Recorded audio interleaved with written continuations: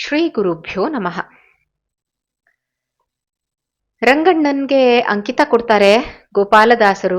ತಂದೆ ಗೋಪಾಲ ವಿಠ್ಠಲ ಅಂತ ಹೇಳಿ. ಚಿತ್ರಭಾನು ಸಂವತ್ಸರ, ಪುಷ್ಯಮಾಸ, ಕೃಷ್ಣ ಪಕ್ಷ, ಸಪ್ತಮಿ ದಿನ ಗೋಪಾಲದಾಸರು ತಮ್ಮಂದ್ರ ಜೊತೆ ಭಜನೆ ಮಾಡ್ತಾ ಕುಣಿತಾ ಇದ್ದಾರೆ. ಮೂರೂ ಜನ ತಮ್ಮಂದ್ರು ಅಣ್ಣನ ಜೊತೆ ಕುಣಿತಾ ಕುಣಿತಾ ಮೈ ಮರ್ತು ಬಿಟ್ಟಿದ್ದಾರೆ. ಅದು ಯಾಕೋ ಗೋಪಾಲದಾಸರು ಇದ್ದಕ್ಕಿದ್ದಂಗೆ ಕುತ್ಕೊಂಡು ಹಾಡಕ್ ಶುರು ಮಾಡಿದ್ರು. ತಂಬೂರಿನ ರಾಗಕ್ಕೆ ತಕ್ಕನ ಹಂಗೆ ತುಂಬಾ ವೇಗವಾಗಿ ಸ್ಪೀಡಾಗಿ ಮೀಟಕ್ಕೆ ಶುರು ಮಾಡಿದ್ರು. ತಂಬೂರಿ ವೇಗಕ್ಕೆ ತಕ್ಕನ ಹಾಗೆ ತಮ್ಮಂದ್ರಿಗೆ ಕುಣಿಯಕ್ಕಾಗ್ಲಿಲ್ಲ ಅಂತೆ. ಅವರೂ ಕೂಡ ಕೂತ್ಕೊಂಡು ತಾಳ ಹಾಕೋದಕ್ಕೆ ಶುರು ಮಾಡ್ತಾರೆ. ಗೋಪಾಲದಾಸರ ಕಂಠ ಅವತ್ತು ಉಚ್ಛ್ರಾಯ ಸ್ಥಿತಿ ಅಂದ್ರೆ ಹೈಯೆಸ್ಟ್ ಮ್ಯಾಕ್ಸಿಮಮ್ ಸ್ಟೇಟ್ ಹೋಗ್ಬಿಟ್ಟಿತ್ತು. ಆನಂದದಿಂದ ಕಣ್ಣಲ್ಲಿ ನೀರನ್ನ ಧಾರೆ ಧಾರೆಯಾಗಿ ಅವರು ಸುರಿಸೋದಿಕ್ಕೆ ಶುರು ಮಾಡ್ತಾ ಇದ್ರು. ಇಷ್ಟಾದಾಗ ತುಂಬಾ ತನ್ಮಯರಾಗ್ಬಿಟ್ಟಿದಾರ ಅವರು.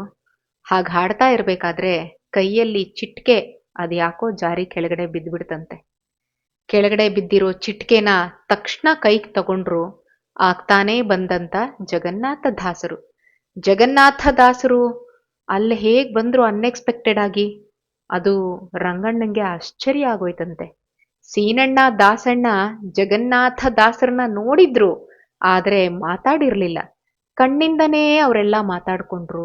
ಆ ಕಣ್ಣಲ್ಲಿ ಮಾತಾಡ್ಕೊಂಡಿದ್ದ ಲ್ಯಾಂಗ್ವೇಜ್ ಯಾವುದು ಅಂದ್ರೆ ಅದು ಕೂಡ ಕಣ್ಣೀರೇ, ಟಿಯರ್ಸ್. ಎಲ್ರ ಕಣ್ಣಲ್ಲೂ ನೀರು. ಗೋಪಾಲದಾಸರು ದೇವರ ಲೀಲೆಗಳನ್ನ ಆನಂದದಿಂದ ಕಣ್ಣೀರ್ ಸುರಿಸ್ತಾ ಹಾಡ್ತಾ ಇದ್ದಾರೆ. ಮೂರು ಜನರ ಮುಖದಲ್ಲಿ ಅದ್ಯಾಕೋ ದುಃಖ ಇತ್ತು. ದಾಸಣ್ಣ, ಸೀನಣ್ಣ ಮತ್ತೆ ಜಗನ್ನಾಥ ದಾಸರು ತುಂಬಾ ದುಃಖ ಮಾಡ್ಕೊಂಡಿದ್ರು. ಈ 4 ಜನ ಅಂದ್ರೆ ಗೋಪಾಲದಾಸರು, ದಾಸಣ್ಣ, ಸೀನಣ್ಣ ಮತ್ತೆ ಜಗನ್ನಾಥ ದಾಸರು ಇವ್ರು ಈ ರೀತಿ ವಿಚಿತ್ರವಾಗಿ ಆಡ್ತಾ ಇದ್ದಿದ್ದನ್ನ ಯಾವತ್ತೂ ಕೂಡ ನೋಡಿಲ್ಲ ರಂಗಣ್ಣ. ಆಶ್ಚರ್ಯ ಆಯ್ತು. ಆದ್ರೂ ಏನೋ ಸಮಥಿಂಗ್ ನಡೀತಾ ಇದೆ ಅನ್ನೋದು ಅವನಿಗೆ ಗೊತ್ತಾಗ್ಲಿಲ್ಲ ಅಂತೆ. ಗೋಪಾಲದಾಸರು ಇತ್ತೀಚೆಗೆ ತಾನೇ ಅಂಕಿತ ಕೊಟ್ಟಿದ್ರು. ರಂಗಣ್ಣ ತಾನೂ ಒಂದು 4-5 ಕೀರ್ತನೆಗಳನ್ನ ರಚನೆ ಮಾಡಿದ್ದ. ಅಷ್ಟೆಲ್ಲ ಮಾಡಿ ಸ್ಮರಣೆಗೆ ಬಂತು ಅಣ್ಣ ಎಷ್ಟು ಉಪಕಾರ ಮಾಡ್ದ ನನ್ಗೆ ಅಂತ. ಅವನು ಕೂಡ ಅಳಕ್ ಶುರು ಮಾಡದ್ನಂತೆ. ಗೋಪಾಲದಾಸರು ಹಾಡ್ತಾ ಇರ್ತಾರೆ. ಅವ್ರ ಕೈಯಲ್ಲಿರೋ ತಂಬೂರಿ ವೇಗವಾಗಿ ಮೀಟ್ತಾ ಇರುತ್ತೆ. ಆ ನಾದಕ್ ತಕ್ಕನಂಗೆ ತಾಳ ಕೂಡ ಹಾಕಕ್ಕಾಗಲ್ಲ. ಮೊದ್ಲು ಆ ನಾದಕ್ ತಕ್ಕನಂಗೆ ತಾಳ ಕುಣಿಯಕ್ಕಾಗ್ದಂಗೆ ಕೂತ್ಕೊಂಡ್ ತಾಳ ಹಾಕಕ್ ಶುರು ಮಾಡಿದ್ರು ಸೀನಣ್ಣ ದಾಸಣ್ಣ. ಈಗ ತಾಳ ಕೂಡ ಅವ್ರ ಕೈಯಲ್ಲಿ ಹಾಕಕ್ ಆಗೋದಿಲ್ವಂತೆ. ಹಾಗೆ ಕೂತ್ ಬಿಟ್ಟಿದಾರ ಅವ್ರು ಅಷ್ಟೇನೆ, ಸ್ಟ್ಯಾಚ್ಯೂ, ಸ್ತಂಭೀಭೂತರಾಗಿ. ಆ ವೇಗವಾಗಿ ಚಿಟ್ಕೆಯಲ್ಲಿ ತಾಳ ನುಡಿಸಿದವರು ಅಂದ್ರೆ ಜಗನ್ನಾಥ ದಾಸರು ಮಾತ್ರ ಅಂತೆ. ತಂಬೂರಿನ ಗೋಪಾಲದಾಸರು ಮೀಟ್ತಾ ಇದ್ರೆ ಆ ಸ್ಪೀಡ್ ತಕ್ಕನ ಹಾಗೆ, ಅಷ್ಟು ಹೈಯೆಸ್ಟ್ ಸ್ಪೀಡ್, ಆ ಸ್ಪೀಡ್ ತಕ್ಕನಂಗೆ ಚಿಟ್ಕೆಯಲ್ಲಿ ತಾಳ ನುಡಿಸಿದವರು ಜಗನ್ನಾಥ ದಾಸರು ಮಾತ್ರ. ಗೋಪಾಲದಾಸರು ಹಾಡ್ತಾ ಇದ್ರು, ಜಗನ್ನಾಥ ದಾಸರು ಚಿಟಿಕೆಯಲ್ಲಿ ತಾಳ ಹಾಕ್ತಾ ಇದ್ರು. ತಮ್ಮಂದ್ರು ಕಣ್ಣು ಮುಚ್ಚಿ ಕೂತ್ಕೊಂಡ್ಬಿಟ್ರು. ಯಾಕಂದ್ರೆ ಅವ್ರಿಗೆ ಆ ಸ್ಪೀಡಿಗೆ ಕುಣಿಯಕ್ಕೂ ಆಗ್ಲಿಲ್ಲ, ತಾಳ ಹಾಕಕ್ಕೂ ಆಗ್ಲಿಲ್ಲ. ಇದ್ದಕ್ಕಿದ್ದಂಗೆ ಛಟ್ ಅಂತ ಶಬ್ದ ಕೇಳ್ತಂತೆ. ಹೆದರ್ಕೊಂಡು ಕಣ್ ತೆಗಿತಾನೆ ರಂಗಣ್ಣ. ಗೋಪಾಲದಾಸರ ತಂಬೂರಿ ತಂತಿ ಕಿತ್ತೋಯ್ತಂತೆ. ನಿಧಾನಕ್ಕೆ ಕಣ್ ತೆಗಿತಾರೆ ಗೋಪಾಲದಾಸರು. ತಂತಿ ಕಿತ್ತೋಗಿತ್ತಲ್ಲ, ತಂಬೂರಿ ತಗೊಂಡು ರಂಗಣ್ಣ ಅದನ್ನ ಮತ್ತೆ ಜೋಡ್ಸೋದಿಕ್ಕೆ ಟ್ರೈ ಮಾಡ್ತಾ ಇರ್ತಾರೆ. ಗೋಪಾಲದಾಸರು ಹೇಳ್ತಾರೆ, ಬೇಡ ರಂಗಣ್ಣ, ಈ ಜಡ ಆಗಿರೋ ತಂತಿ ಅಂದ್ರೆ ಇಟ್ ಈಸ್ ಇನರ್ಟ್, ಆ ತಂತಿನಾದ ಸಾಕು.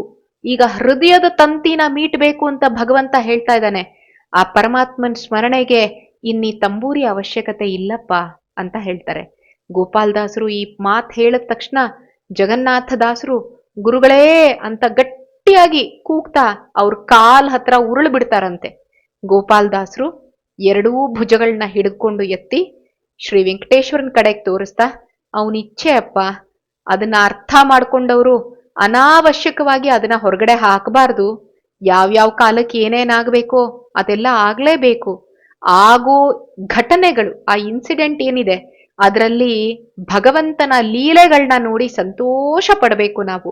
ಅದು ಯೋಗ್ಯ ಚೇತನರು, ಉತ್ತಮ ಅಧಿಕಾರಿಗಳು, ಅವ್ರ ಲಕ್ಷಣ ಅದು. ಅಂಥ ಶಕ್ತಿನ ಕೊಡು ಅಂತ ನಾವು ಪ್ರಾರ್ಥನೆ ಮಾಡ್ಬೇಕಷ್ಟೇ ಅಪ್ಪ ಅಂತ ಹೇಳಿ ಉಕ್ಕಿ ಬರ್ತಾ ಇತ್ತಂತೆ ದುಃಖ, ಅದನ್ನ ತಡೆಯಕ್ಕೆ ಪ್ರಯತ್ನ ಪಡ್ತಾ ಇದ್ದಾರೆ ಜಗನ್ನಾಥದಾಸರು ಅಂತ ಗೋಪಾಲದಾಸರು ಗಮನಿಸ್ತಾರೆ.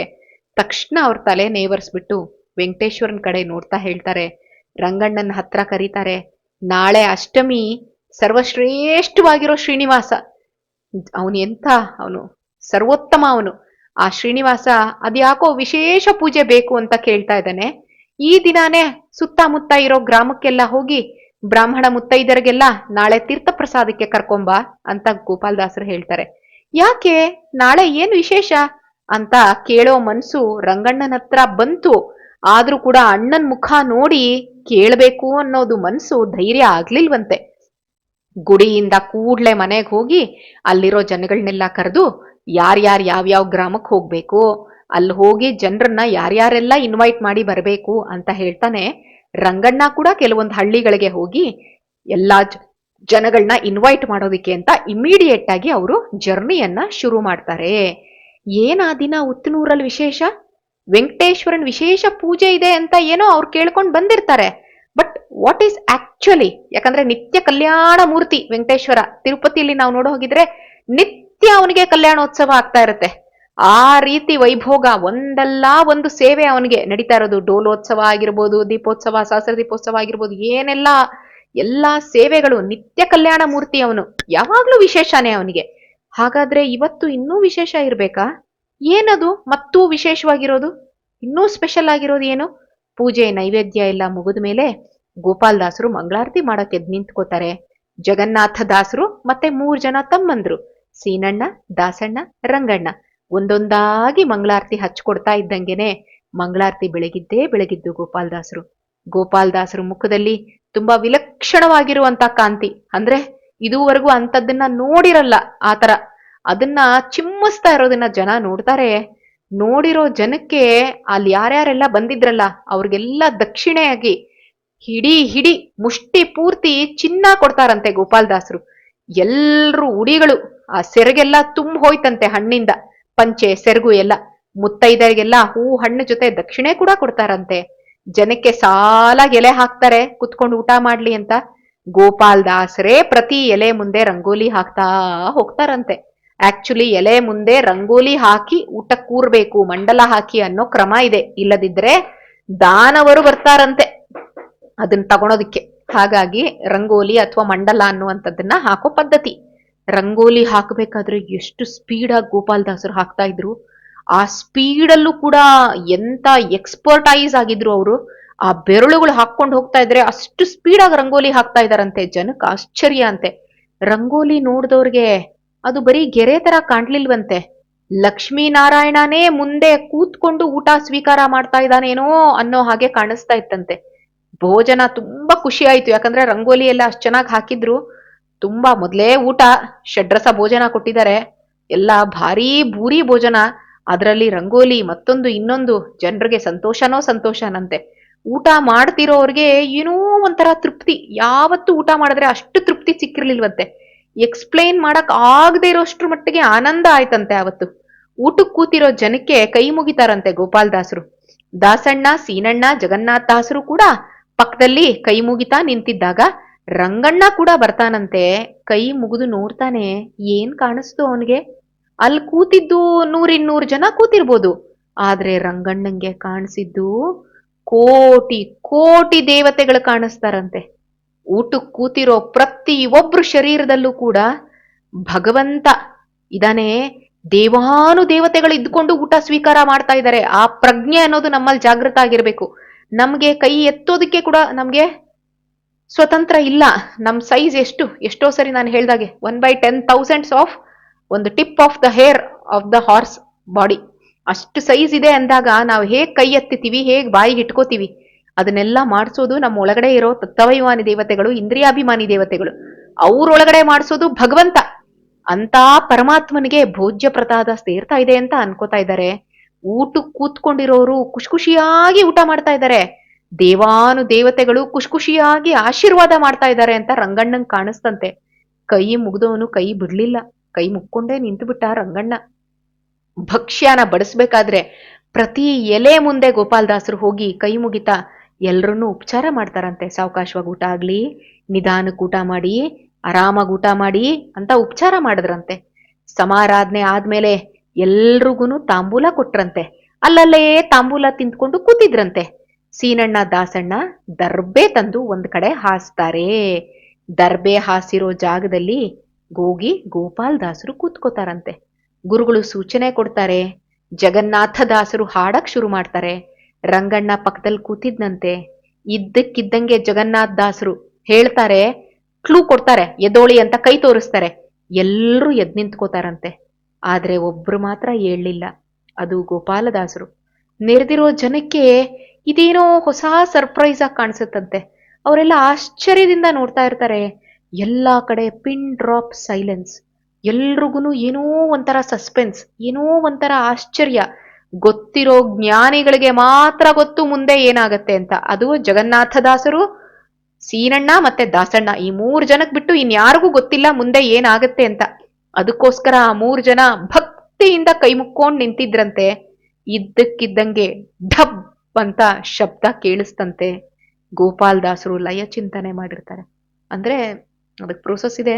ವಾಯುನ ಹೇಗೆ ತಗೊಂಡ್ ಬಂದು ಸುಷುಮ್ನ ನಾಡಿ ಪ್ರಕಾರ ಫುಲ್ಲು ಬ್ರಹ್ಮರಂಧ್ರ ತನಕ ತಗೊಂಡು ಹೋಗ್ಬೇಕು, ಅಲ್ಲಿಂದ ಸಹಸ್ರಾರ ಚಕ್ರದಿಂದ ಬ್ರಹ್ಮರಂಧ್ರನ ಬಾಯಿ ಬಿಟ್ಟು ಗೋಪಾಲದಾಸರು ಲಯ ಚಿಂತನೆ ನಡೆಸಿರ್ತಾರೆ. ಆಗ ಬ್ರಹ್ಮರಂಧ್ರ ನೆತ್ತಿ ಮೇಲಿರುತ್ತೆ, ಅದು ಬಾಯಿ ಬಿಡುತ್ತಂತೆ. ಅಲ್ಲಿಂದ ಹೋದ್ರೆ ಪ್ರಾಣ ಉತ್ಕ್ರಮಣ ಆಯ್ತು ಅಂದ್ರೆ ಮೋಕ್ಷಕ್ಕೆ ಹೋಗ್ತಾರೆ ಅವರು. ಬೇರೆ ಎಲ್ಲೆಲ್ಲೆಲ್ಲೆಲ್ಲೋ ಹೋಯ್ತು ಅಂದ್ರೆ ಕಿವಿಯಿಂದ ಹೋಗ್ಬೋದು. ಕೆಲವೊಬ್ರು ಪ್ರಾಣ ನೋಡಿರ್ಬೋದು, ಕಣ್ಣೇ ಬಿಟ್ಕೊಂಡಿರ್ತಾರೆ. ಸೊ ಕಣ್ಣಿಂದ ಹೋಗಿರುತ್ತೆ, ಕಿವಿಯಿಂದ ಹೋಗಿರುತ್ತೆ, ಮೂಗಿಂದ ಹೋಗಿರುತ್ತೆ, ಬಾಯಿಂದ ಹೋಗಿರುತ್ತೆ. ಅವರೆಲ್ಲ ಉತ್ತಮ ಲೋಕಗಳಿಗೆ ಹೋಗ್ತಾರೆ. ಇನ್ನೂ ಕೆಲವೊಬ್ರು ಕೆಳಗಡೆ ಇರುತ್ತಲ್ಲ, ಅಲ್ಲಿಂದ ಹೋಗಿರುತ್ತೆ ಪ್ರಾಣ, ಅವರೆಲ್ಲ ಅಧೋಲೋಕಕ್ಕೆ ಹೋಗ್ತಾರೆ, ಪಾಪಿಗಳು ಅಂತ ಹೇಳ್ತಾರೆ. ಸೊ ಗೋಪಾಲ್ ದಾಸರು ಲಯ ಚಿಂತನೆ ನಡೆಸಿ ಬ್ರಹ್ಮರಂಧ್ರ ಬಾಯಿ ಬಿಡತ್ತಂತೆ. ದೇವಾನು ದೇವತೆಗಳು ಅದರಿಂದ ಹೊರಗಡೆ ಬರ್ತಾ ಇರೋ ರೀತಿ ಪರಮಾತ್ಮನ್ನ ಸೇರಿಸ್ಕೊಂಡು ಪ್ರಾಣದೇವರು ಆ ರಂಧ್ರದಿಂದ ಹೊರಗಡೆ ಬಂದಿದ್ದನ್ನ ಮಹಾ ಜ್ಞಾನಿಗಳು ಮಾತ್ರ ಕಾಣಿಸ್ತಾರೆ. ಅವ್ರು ಮಾತ್ರ ಕಾಣ್ರಂತೆ. ಯಾಕಂದ್ರೆ ನಮ್ಮ ಒಳಗಡೆ ಬರೀ ನಾವು ಮಾತ್ರ ಇಲ್ಲ, ಎಲ್ಲಾ ಜ್ಞಾನಿಗಳು, ಎಲ್ಲ ತತ್ವಾಭಿಮಾನಿ ದೇವತೆಗಳು, ಇಂದ್ರಿಯಾಭಿಮಾನಿ ದೇವತೆಗಳು, ಪ್ರಾಣದೇವರು ಎಲ್ಲಾರು ಹೊರಗಡೆ ಬಂದಿದ್ದನ್ನ ನೋಡಿದ್ರಂತೆ. ಅವ್ರು ನೋಡ್ತಾನೇ ಇದ್ರು. ಗೋಪಾಲ್ ದಾಸರು ಚೈತನ್ಯ ಹೊರಗಡೆ ಬಂತು. ಇವರೆಲ್ಲ ಬಂದ್ಮೇಲೆ ಅದನ್ನ ಮಧ್ವನಾಮದಲ್ಲಿ ಬರುತ್ತೆ, ಭಗವಂತ ಎಲ್ಲಿ ಬರ್ತಾನೆ, ಪ್ರಾಣದೇವ್ರು ಎಲ್ಲಿ ಇರ್ತಾರೆ ಅಲ್ಲಿ ಭಗವಂತ ಬರ್ತಾನೆ, ಪ್ರಾಣದೇವ್ರು ಹೋದ ತಕ್ಷಣ ಭಗವಂತನು ಹೊಟ್ಟೋಗ್ತಾನೆ ಅಂತ. ಹಾಗೆ ಇವರೆಲ್ಲ ಹೋದ್ಮೇಲೆ ಏನಾಯ್ತು, ಗೋಪಾಲ್ ದಾಸರು ಚೈತನ್ಯ ಅನ್ನುವಂಥದ್ದು ಏನಿರುತ್ತೆ ಆ ಆತ್ಮ, ಅದು ಹೊರಗಡೆ ಬಂತು.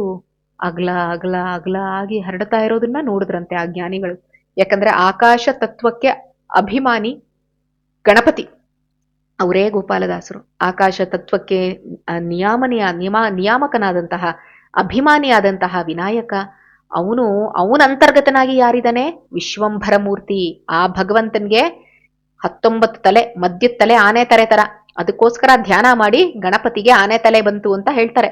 ಸೊ ವಿಶ್ವಂಭರ ಮೂರ್ತಿಯನ್ನ ಪೂಜೆ ಮಾಡೋದಿಕ್ಕೆ ಅವನ್ ಸ್ವಸ್ಥಳ, ಅವಂದು ಅಂತ ಒಂದ್ ಲೋಕ ಇರುತ್ತಲ್ಲ ಗಣಪತಿಗೆ, ಆ ಲೋಕಕ್ಕೆ ಹೋಗ್ತಾ ಇರೋದನ್ನ ಜ್ಞಾನಿಗಳು ನೋಡ್ತಾರೆ. ನೋಡಿ ನಮೋ ಶ್ರೀ ಗೋಪಾಲದಾಸ ಗುರುವರ್ಯ ಅಂತ ಘೋಷಣೆ ಮಾಡ್ತಾರೆ. ಎಲ್ಲ ಸೇರಿರೋ ಜನಗಳಿಗೆ ಅಷ್ಟೆಲ್ಲ ಕಾಣಿಸಿರ್ಲಿಕ್ಕಿಲ್ಲ. ಆದ್ರೆ ಅವ್ರಿಗೆಲ್ಲ ಒಂದು ಗೊತ್ತಾಯ್ತು, ಭಾಗಣ್ಣ ಭೌತಿಕವಾಗಿ ನಮ್ಮಲ್ಲಿ ಇವಾಗಿಲ್ಲ. ಅಂದ್ರೆ ಭಾಗಣ್ಣನ್ ಫಿಸಿಕಲ್ ಇದು ಮಾತ್ರ ಇದೆ ಅಷ್ಟೇನೆ. ಆದ್ರೆ ಭಾಗಣ್ಣ ಹೋದ್ರು, ದೇಹ ಬಿಟ್ರು ಅನ್ನೋದು ಮಾತ್ರ ಗೊತ್ತಾಯ್ತಂತೆ. ಎಲ್ಲಾರು ಆಶ್ಚರ್ಯ. ಎಲ್ಲಾ ಕಡೆ ಅದೇ ಮಾತು. ಸುತ್ತಮುತ್ತನ ಪ್ರದೇಶದಲ್ಲೆಲ್ಲ ಯಾರೊಬ್ರು ಬಾಯಲ್ಲೂ ಇದೇ ಮಾತು. ಅವರೆಲ್ಲ ಸ್ಮರಣೆ ಮಾಡ್ಕೋತಾರೆ. ಮರಣಾನ ಕೂಡ, ಸಾಯೋದು ಅಂದ್ರೆ ಹೆದರ್ಕೋತೀವಿ ನಾವೆಲ್ಲ. ಸಾಯೋದು ಅಂದ್ರೆ ದೇಹ ಬಿಡ್ಬೇಕು ಅಂದ್ರೇನೆ ಅವ್ರಿಗೆಲ್ಲ ಏನೋ ಒದ್ದಾಟ, ಮನೆಯವ್ರನ್ನ ಬಿಡ್ಬೇಕಲ್ಲ, ಕಟ್ಕೊಂಡವ್ರನ್ನ ಬಿಡ್ಬೇಕಲ್ಲ ಅಂತ. ಆದ್ರೆ ಸಾಯೋದನ್ನು ಕೂಡ ಖುಷಿಯಾಗಿ ಸ್ವೀಕಾರ ಮಾಡ್ತಿದ್ದಂತ ಗೋಪಾಲದಾಸರು ಚಿವ್ಯ ಚೇತನ ಅದು. ಅವ್ರ ಮನಸ್ಸು ಅನ್ನುವಂಥದ್ದು ಆ ಚೇತನಕ್ಕೆ ತಲೆಬಾಗತ್ತೆ. ಭಕ್ತಿಯಿಂದ ಘೋಷಣೆ ಮಾಡ್ತಾರೆ, ನಮೋ ಶ್ರೀ ಗೋಪಾಲದಾಸ ಗುರುವರ್ಯ, ನಮೋ ನಮೋ ಭಾಗಣ್ಣಾರ್ಯ. ಅಪರೋಕ್ಷ ಜ್ಞಾನಿ ಶಿಷ್ಯರು ಹಾಡ್ತಾರಂತೆ, ಆಗತಾದಿ ತ್ರಿಕಾಲಜ್ಞಂ ಆಗಮಾರ್ಥ ವಿಶಾರದಂ ತ್ಯಾಗ ಭೋಗ ಸಮಾಯುಕ್ತಂ ಭಾಗಣ್ಣಾರ್ಯ ಗುರುಂ ಭಜೆ. ಇದು ಅವರ ಚರಮ ಶ್ಲೋಕ. ಯಾರು ದೇಹವನ್ನ ಬಿಡ್ತಾರೆ, ಅಪರೋಕ್ಷ ಜ್ಞಾನಿಗಳು, ಯತಿಗಳಾಗಿರ್ಬೋದು ಅಥವಾ ದಾಸರಾಗಿರ್ಬೋದು, ಅವರ ಶಿಷ್ಯರು ಚರಮ ಶ್ಲೋಕವನ್ನ ರಚನೆ ಮಾಡ್ತಾರೆ. ಆವಾಗ ಅದರ ಚರಮ ಶ್ಲೋಕನೇ ಗೋಪಾಲದಾಸರದು. ಆಗತಾದಿ ತ್ರಿಕಾಲಜ್ಞಂ ಆಗಮಾರ್ಥ ವಿಶಾರದಂ ತ್ಯಾಗ ಭೋಗ ಸಮಾಯುಕ್ತಂ ಭಾಗಣ್ಣಾರ್ಯ ಗುರುಂ ಭಜೆ. ಶ್ರೀಮದ್ವೇಷಾರ್ಪಣಮಸ್ತು.